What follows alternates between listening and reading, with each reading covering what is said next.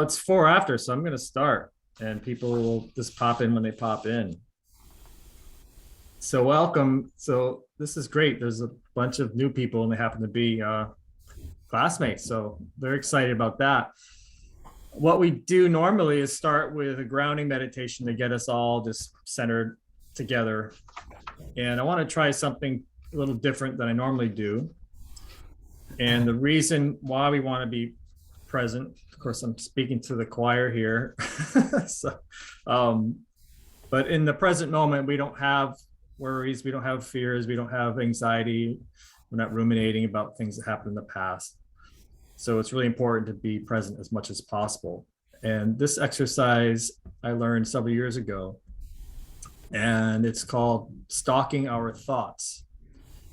So we're going to go into a meditative state, and what I'm going to ask you to do is just watch your thoughts as they come in, and try not to attach to them, try not to let them take you away. Just observe them and just put them in a category as past, present, or future, and just kind of track how many thoughts coming through are thoughts about the past, how many are thoughts about the present, how many thoughts are about something in the future.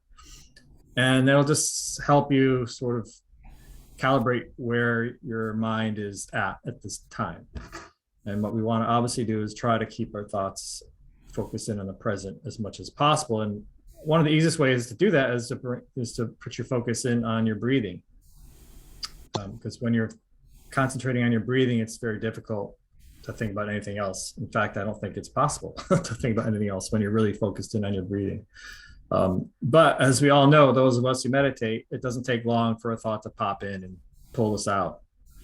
So when that happens, just sort of track whether it's a past, present, or future thought. So mom just popped in. So Ito is my mother, who's finally able to get in, luckily. She's down in Virginia. And so, Mom, I was just giving everyone an exercise to, when we go into the meditation, just to keep track of your thoughts, whether they're a thought about the past, the present, or the future, just to see how many of our thoughts, where they're coming from. So with that, let's just get comfortable in our seats, wherever we are. Get our feet nice and firmly planted on the floor. And I invite you to gently allow your eyes to float closed and start tuning into your breathing. Feel your feet on the floor. Really feel grounded, connected. And as your breath enters your nostrils, follow it all the way in. And as it leaves, follow it all the way out.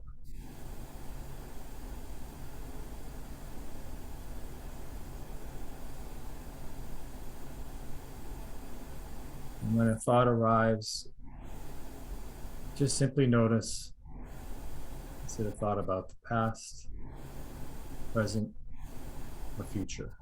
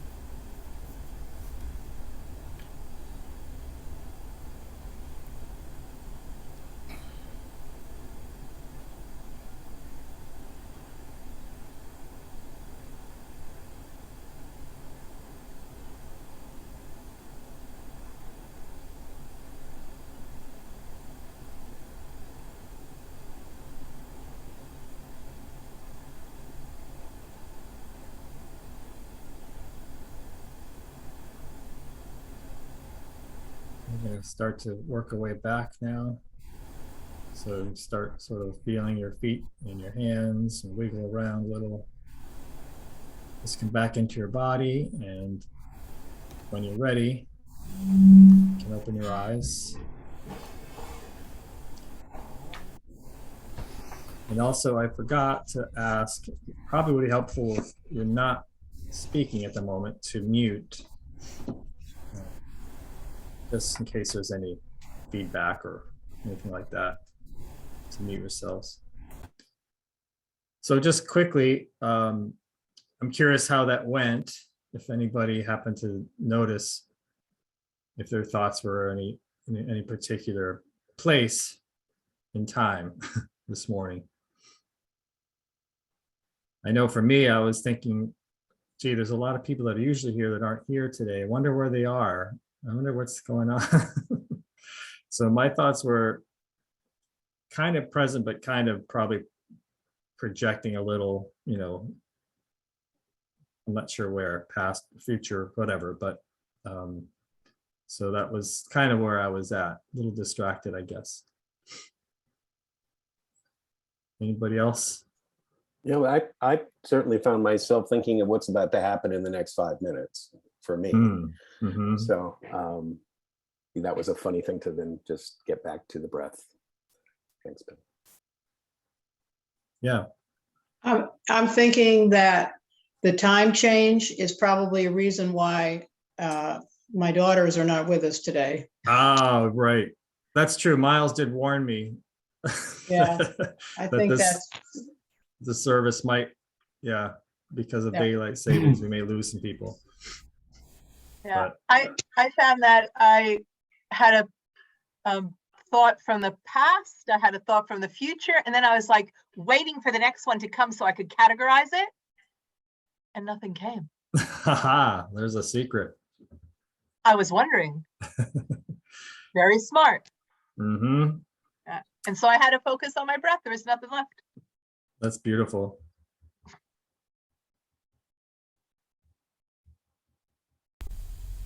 Anybody else? I found that my past thoughts were actually what had just happened this morning. Mm-hmm. And then I would start thinking about what I needed to do today. And then I started to use a bird is chirping out there, to bring me back. And now that everybody's sharing, and then I started getting into my breath again. Lovely nature.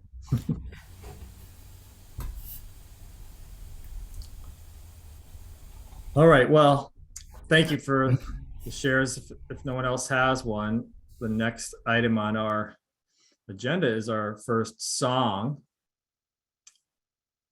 So, well, no, wait, sorry about that. I'm gonna open us with a prayer, and then we're gonna do a song. So this prayer came to me. I'm reading a book right now called The Moses Code, if anyone's heard of that one. And it inspired this prayer. I call it a prayer to I am. You revealed your name to us through Moses 3,400 years ago as I am that I am. By simply reciting your name, we're declaring our oneness with you. Let us not forget that we're closer to you than our very breath. As you are love, so us. As you are peace, so us. As you are compassion, so us. As we watch our world unravel through senseless violence and hatred, help us remember that the perpetrators have forgotten this truth. They, along with many of our brothers and sisters, suffer from the illusion of separation from you. Only through the power of love will they ultimately remember. So let each of us be a beacon of light to help guide them home to the I am that lies within all of humanity. With peace in our hearts, amen.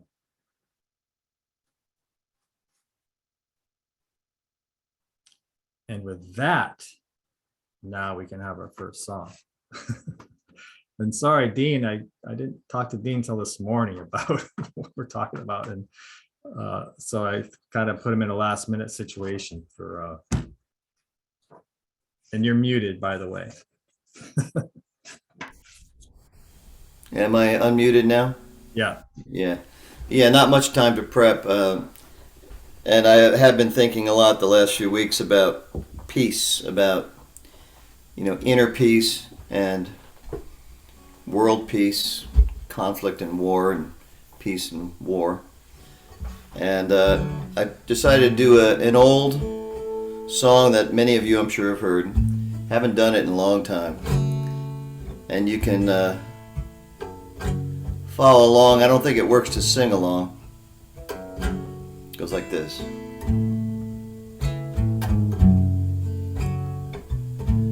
Let there be peace on earth, and let it begin with me.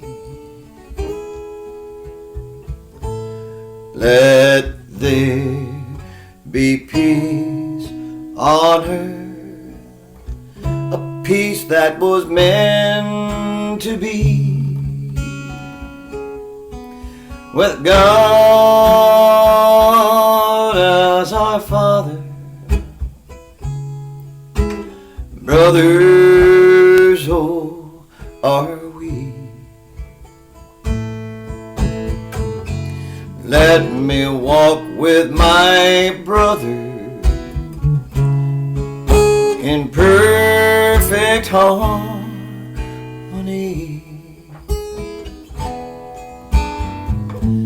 Let peace begin with me. Let this be the moment right now. With every step I take, let this be my solemn vow to take each moment and live each moment in peace eternally.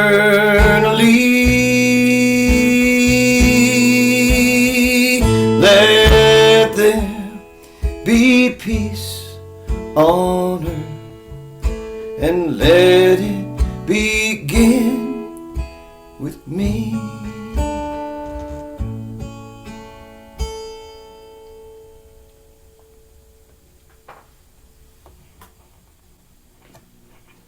Well, that was a perfect choice. Thank you, Dean. You're welcome. Let's just give ourselves a moment to provide some sacred punctuation and bring some silence as we let Dean's talent and music settle in our ears, just for a moment.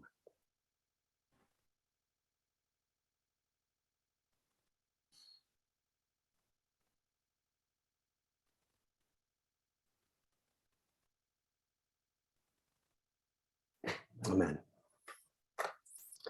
So welcome. I cannot believe that I am actually facing the choir.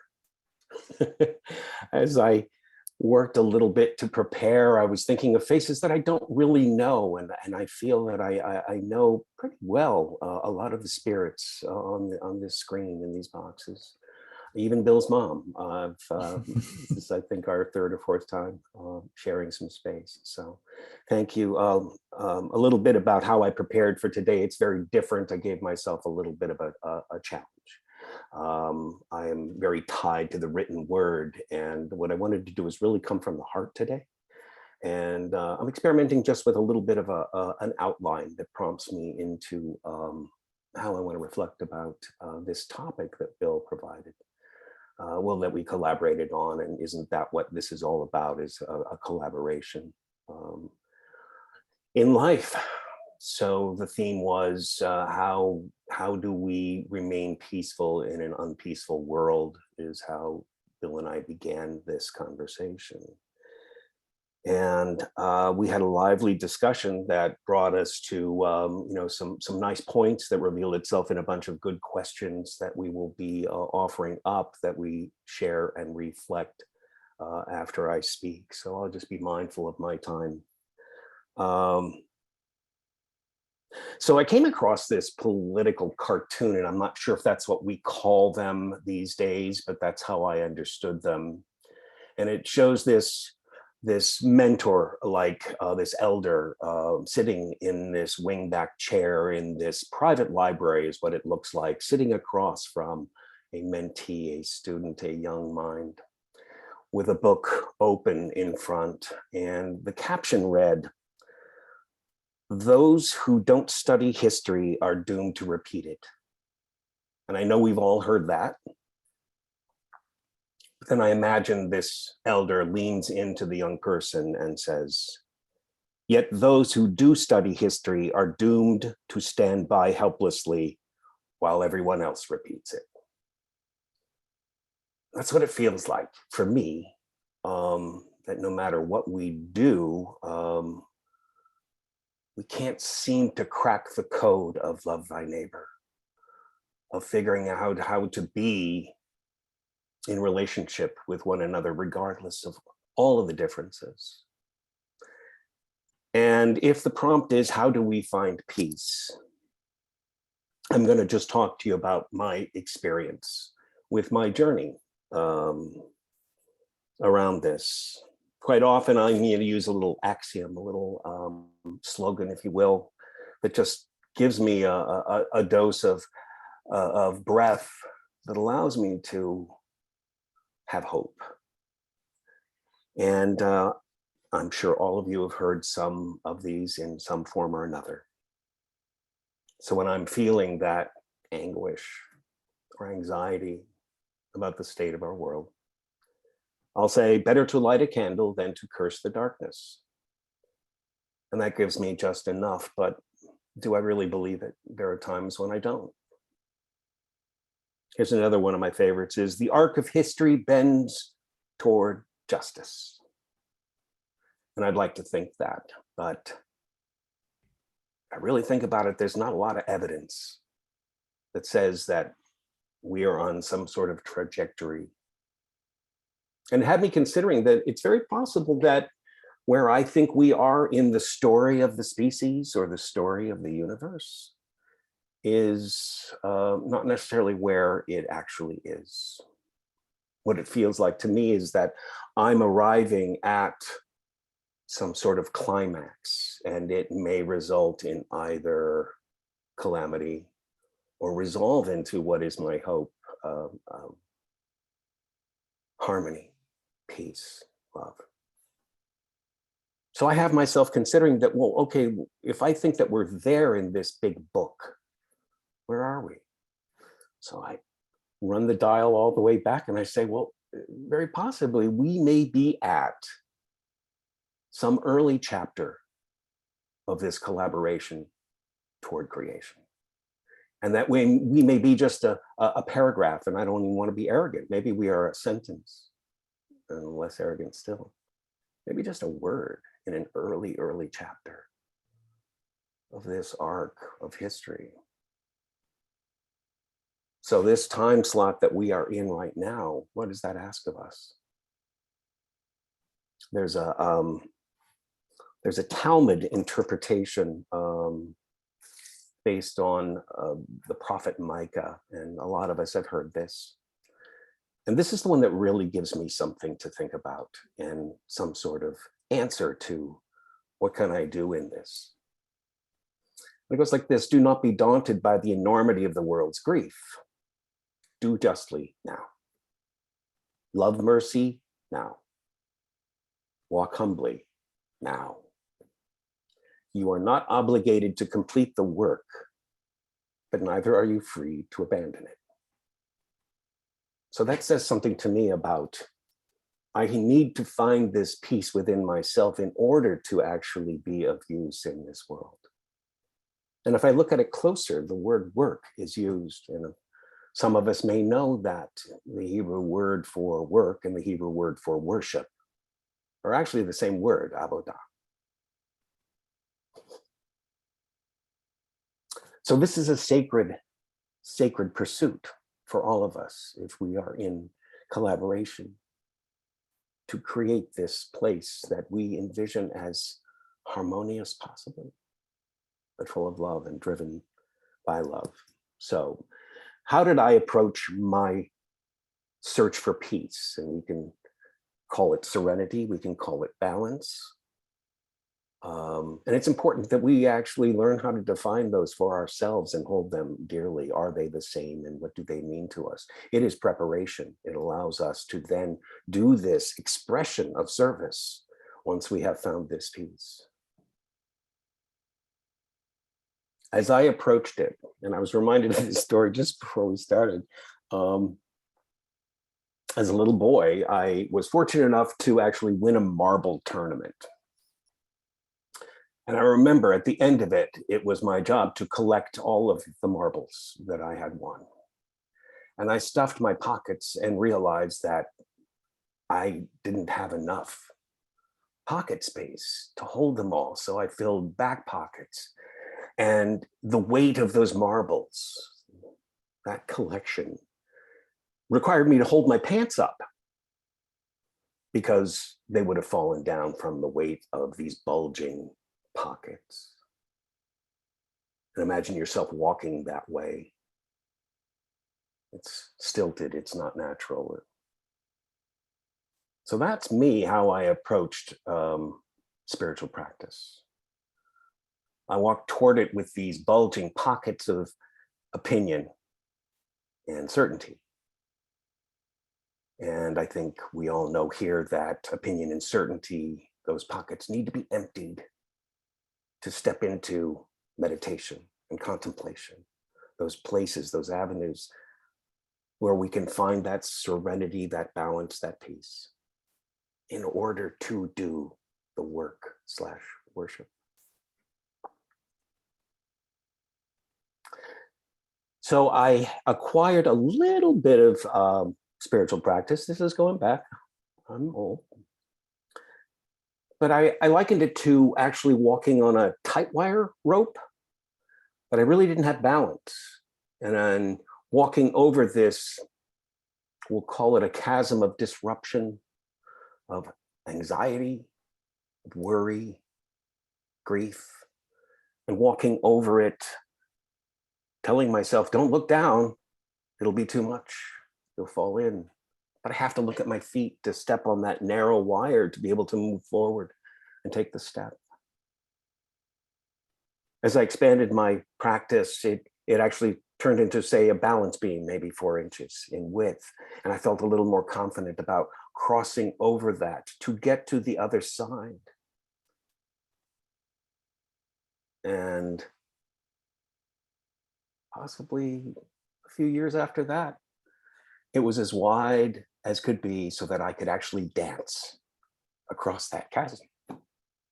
And why do I need to get to the other side? It's not to ignore necessarily what has happened, what is happening all around us, but to actually get to the other side and meet others who need healing, who need my service of heart, my caring. In 12-step recovery, the 12th step is basically the work of the bodhisattva. I have achieved something. It's not necessarily enlightenment, but I have experienced. Take my hand. So specifically, my practices bring me, everyone has their own expression of finding center, finding peace. But a great place to start is nature. And so I'll just sort of close up with the words of the poet farmer Wendell Berry.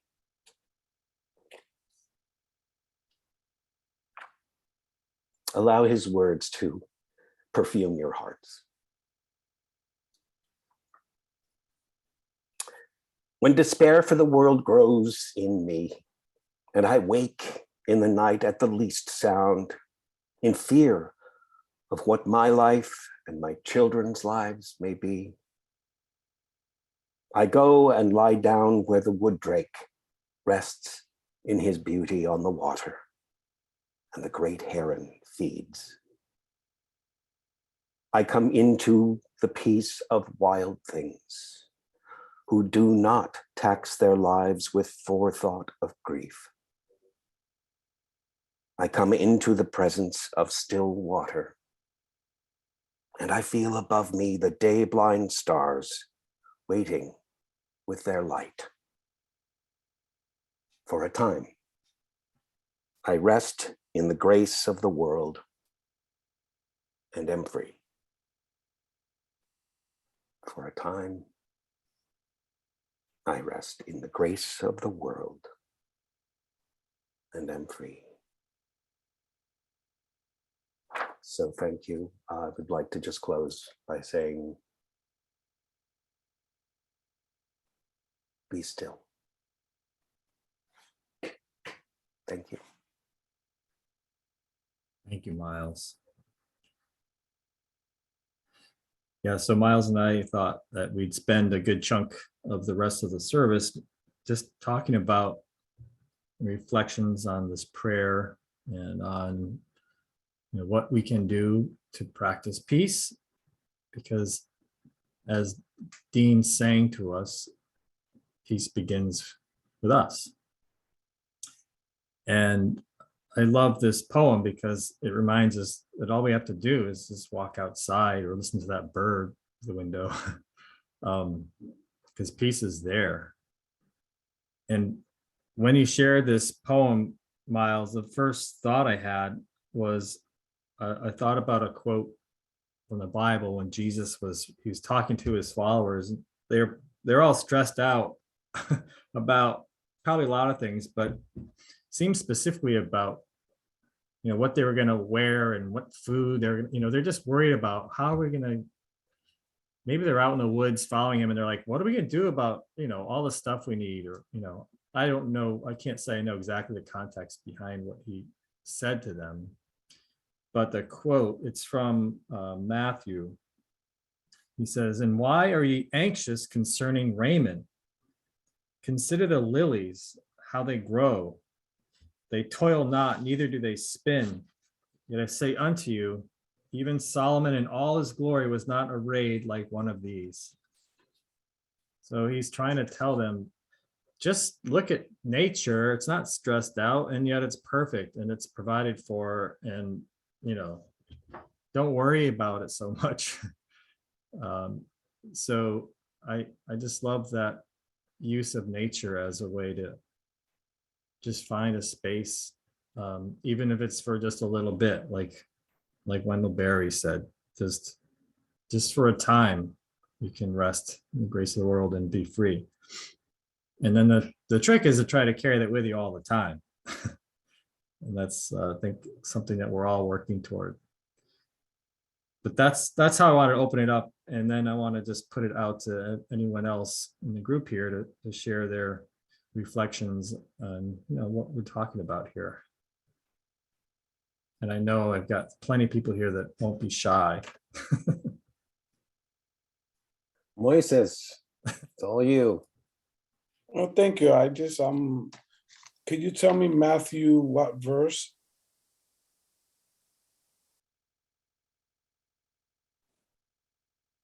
Bill, that you just read?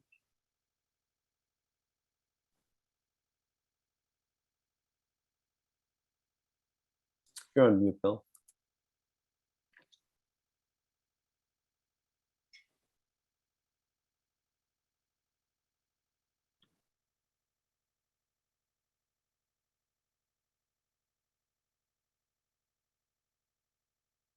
Bill, you were muted.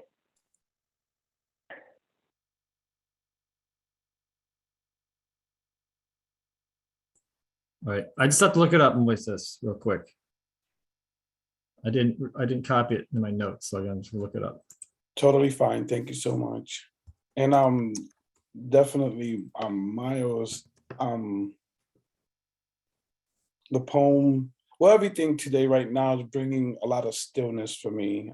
That's why I guess I was drawn to this invitation. I needed to just be still. And this was my way of finding this amazing stillness. And there's also this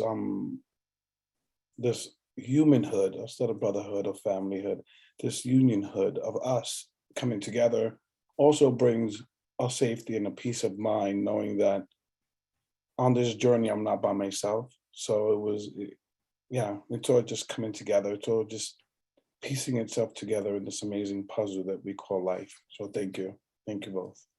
And amazing guitar playing. Thank you so much. That was such a fun little journey, your song today. Thank you. Thank you. It's Matthew 6:28, and I posted a link in the chat to take you to the verse.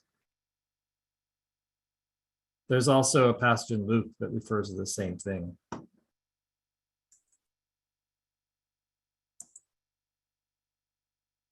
That is Luke 12:27. All right, who else? Who wants to share a practice for staying in John peace? Harrington, you have your hand up. Yes, my virtual hand.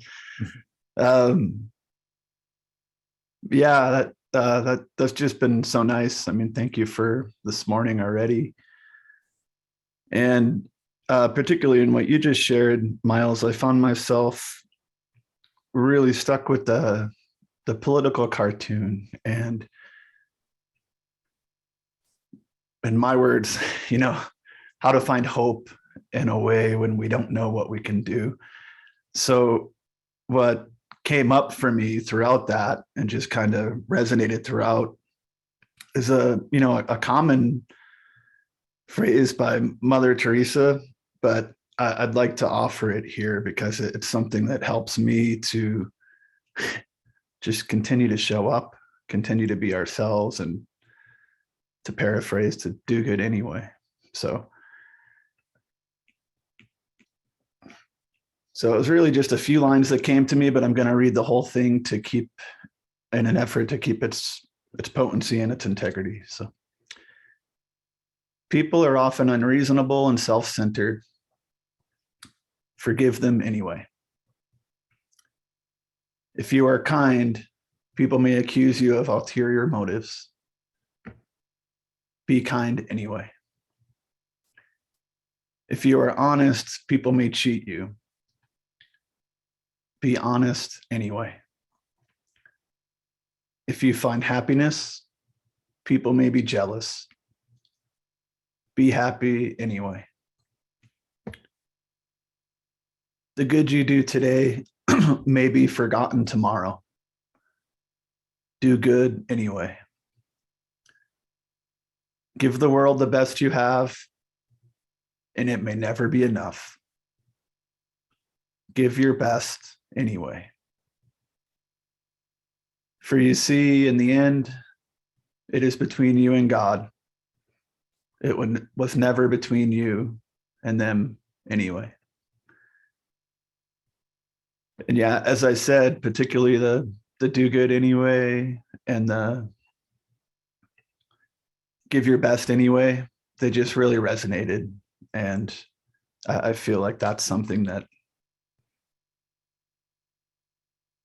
regardless of outcome, helps the process and how I show up to be worthwhile.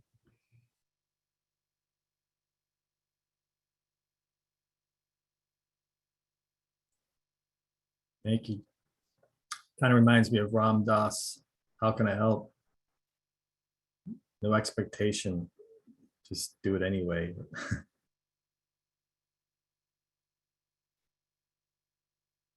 Barbara, looks like you're next.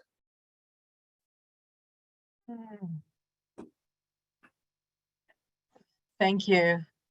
Thank you, Dean, for that beautiful music. I love that song, but I've never heard it sung the way that you did. That was really amazing. Could really feel it. So thank you. And Miles, thank you for your words. So I was so grateful to get the invitation. It was exactly what I needed. I was looking for some soul food. We talk a lot about self-care, self-care, self-care.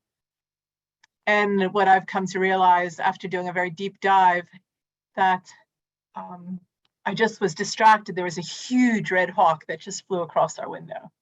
That's to say good morning to us. But I realized that for me, and I think all of us really, community care, to be in community with others, for me, is my soul food. And it can be the outside and nature and the birds and everything, but I also need to be amongst my species, even if it's virtual. And so when you're talking about earlier, there's this word, and now I don't remember if it was Bill or Miles who spoke it, when you're talking about serenity. I was struck by the word surrender, and I really have no idea if they're related, but that when I dump my bucket, when I don't feel like I have to fix the whole world, and I just dump my bucket and just stay still and just be there with the pain and with what is, that I can find the clarity and the strength to then just do it anyway. Because I don't know what else to do if I don't do it anyway. I love that poem, John. I think that was Mother Teresa who spoke those words. And I think that's what we're all called to do, to be there and do it anyway. And sometimes we forget where we are on the path. And I was forgetting what my passion was, what was my draw. And I picked up this old book, and it's like, oh, right, I forgot. I do art. Oh, right. I'm a spiritually trained something that does art. I love nature. And so suddenly it was like my world started to come together again. And that it's all medicine. And it's medicine for our times. And it's really not new, right? These are ancient practices that people have done in nature, healing themselves forever. And so for me, coming back to these practices, and as Rumi says, we're just walking each other home, doing the best we can in the moment. So thank you for this beautiful opportunity to be in community. Thank you. Thanks for sharing. It's great to just provide the space. And Mary, thanks for joining in. You're welcome. I'm Voices, sure we have do a daylight savings thing going on this morning. Voices, do you mind if I jump over to Adele? We'll get back to you. No, Adele raised her hand first. So yeah. Fantastic. Adele, speak to me. Good morning. Thank you, Bill, for putting this out, and for everyone being here, and Miles, your words, and Dean, your music. But what Barbara said, the whole community, when I saw it on Wisdom Web, I was like, oh, I miss my peeps. I miss them. And for those of you who are not part of the One Spirit class of 2021, I'm glad to join you and be with you. It's community. It's really important. And I miss our community. And I miss, for me, community helps to keep me grounded. I once said during class that I go to church, yes, but for me, the church is the brunch afterwards, the coffee hour afterwards. It's knowing the stuff of our lives. And that helps to keep me peaceful. That helps to keep me grounded. That helps to, because it's been hard. It's been a really rough year for me. There is light coming at the end of my tunnel, and I'm very excited about that. And but this thank you for the offering very much. So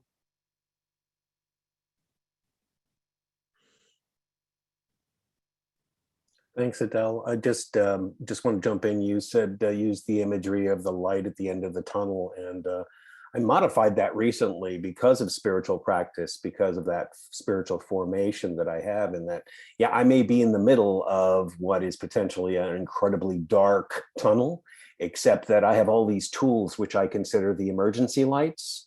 So it may not be as bright. There's still a way to walk through it with confidence. So thanks, Adele. Moises. Yeah, so just the thought of the marbles in my pocket made me giggle inside, and it still kind of makes me giggle a little bit, because I realized you put context to why I don't like pockets. I don't like things that can hang things on. I like to just let life just show up. If I pick something up, I look at it, I go, that's interesting, and I connect to it, and then I put it back down.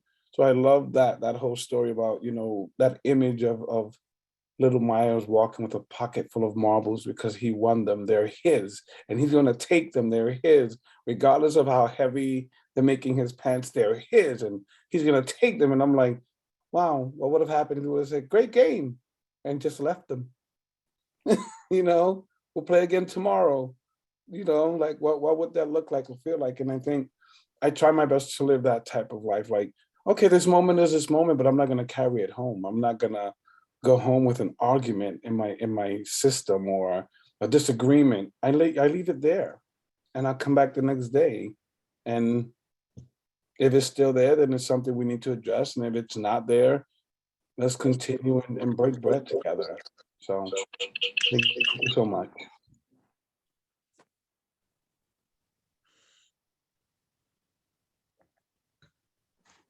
Barry Ludlow.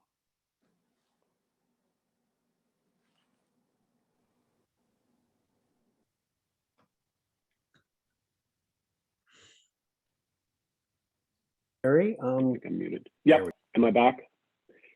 I took the cartoon very literally. So I imagined flunking history class and having to go back the next semester and do it again. There's so much today which has touched me and meaningful. And I've been heartbroken and in despair. Ukraine. So the idea of finding peace and remaining peaceful in this non-peaceful world is important for me right now. And then, unfortunately, I think talking about nature as being a place of refuge. Today, I thought about if you compare it to Ukraine, what they call the slow annihilation of nature, where we're doing so much damage. So it's hard to find solace there right now. But I think, I guess what I've done this week and just last night, there was a reading about the hardest work of loving your enemy. So last night in my prayers, in addition to the Ukrainians, I prayed for Putin and prayed for the Russians and tried to love them as well. So it was a hard work, and I'm so happy to be here right now. And I guess the last thing was just thinking about when a couple of things. Miles talked about getting to the other side. I'm not sure, and I think maybe Miles just kind of intimated about this too. Being right in the middle of it, I don't need to get to the other side. Just being accepting right now, right where I am, being present. I guess that brings me peace. So thank you all. Thank you, Barry. Yeah, we'll go back to Barbara with that whole acceptance, surrender, and we'll just call it serenity. How's that sound, Barbara? We've attached them. They are connected. Yeah, Barry, I wanted to respond to something you said about nature, the slow demise and destruction of it. And even if you went into nature that had been destroyed, you will still find presence, because nature doesn't resist anything. And so we resist what's happening to nature, but nature does not.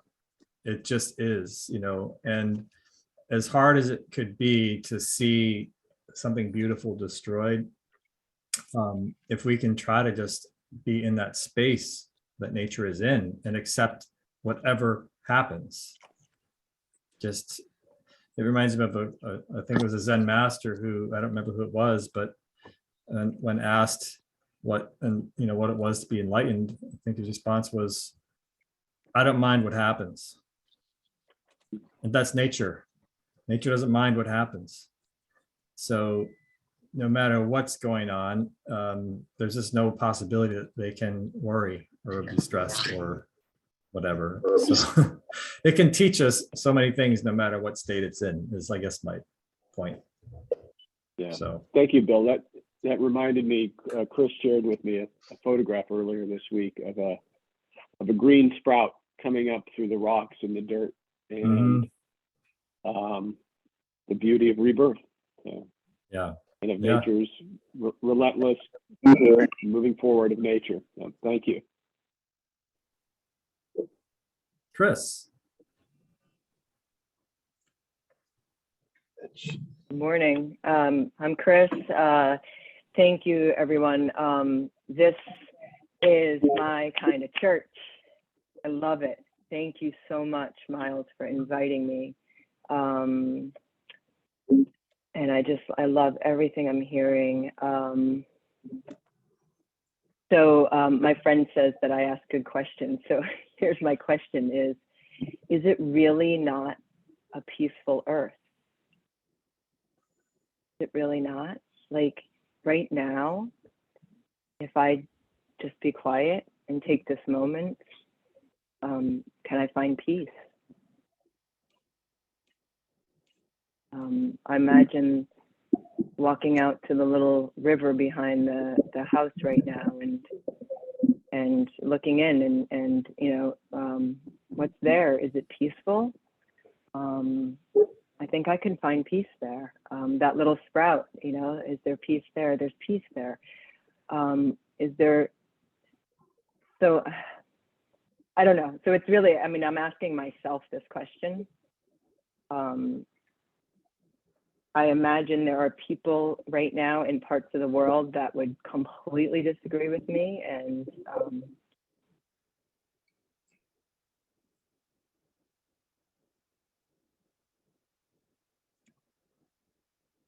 I don't know. I think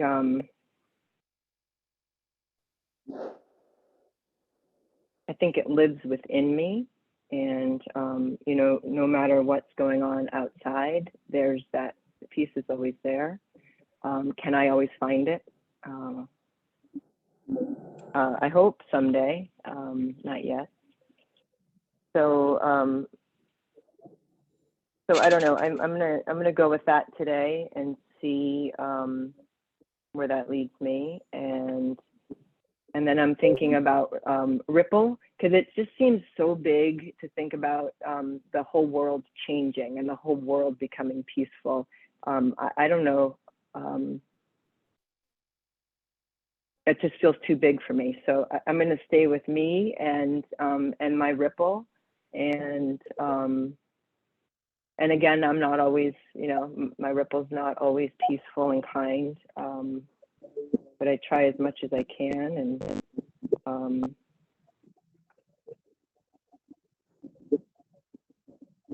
and I think it starts in communities like this, this satsang, this and the more I can be a part of these kinds of communities, the better.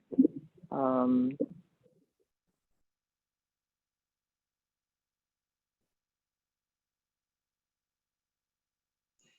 think that's all I got. Thanks. Happy Sunday. Thank you so much. I think what we'll do in the interest of ending on time is to stop here And Dean has one more song to share with us. And then I'll close it out. And then at 11, we'll have coffee hour. And anyone who wants to hang around and chat some more and delve into any of these questions, you know, I'm happy to hang out. So if that's okay, that is if Dean found a second song in his last minute a rush to prepare. Yeah. Hey. Thank you everybody for being here. I feel like I was a fly on the wall to your ministry club, and and it's a pleasure to see such beautiful minds and spirits coming together and learning from each other and sharing with each other. It's a pleasure for me to be part of it. So thank you. I didn't have a chance to prepare, but a song came up for me as you were all talking that came to mind this week. As you know, we watch the news of the world, and I think that there's sometimes music that isn't spiritual music that can be spiritual, and here's one of those songs. Bear with me, it's not your typical church song or spiritual song.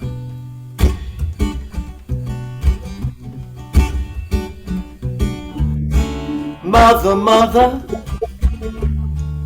there's far too many of you crying.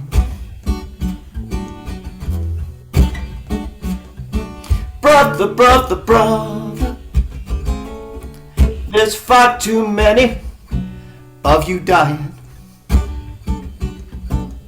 You know, we've got to find a way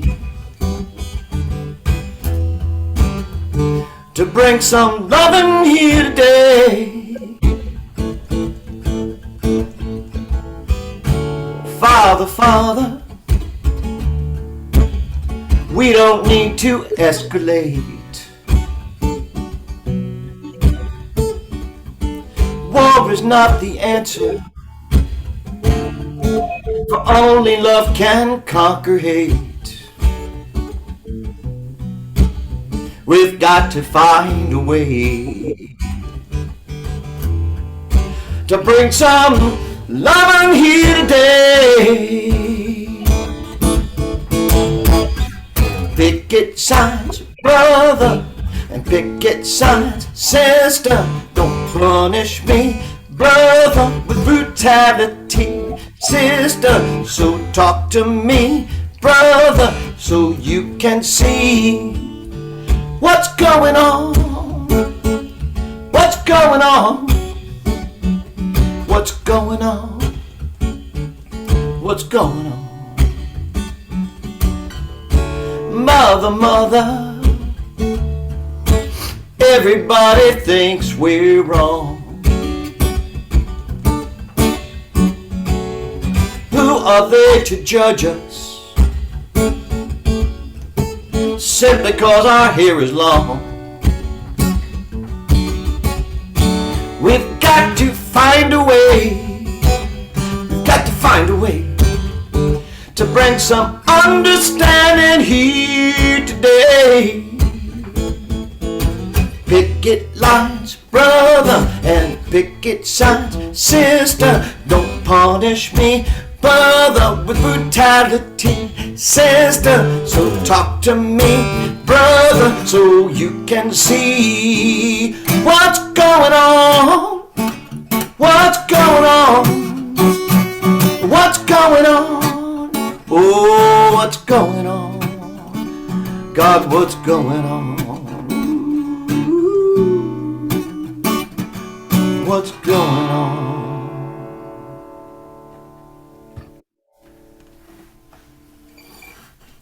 That's awesome. That song came to me for this service, but I didn't say anything, but it definitely came to me.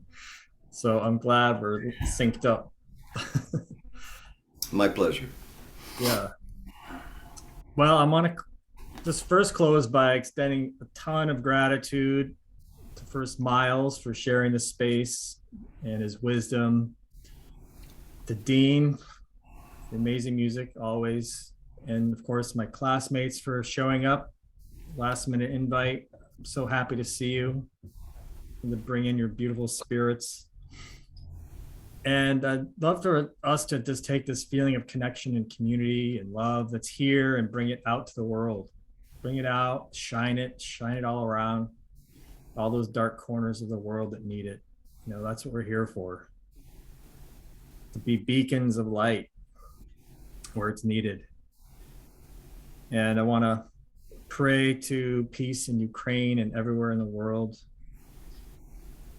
And then I want to end with a quote that I found from the late, great Desmond Tutu. And he says, "We are made for goodness. We are made for love. We are made for friendliness. We are made for togetherness. We're made for all the beautiful things that you and I know.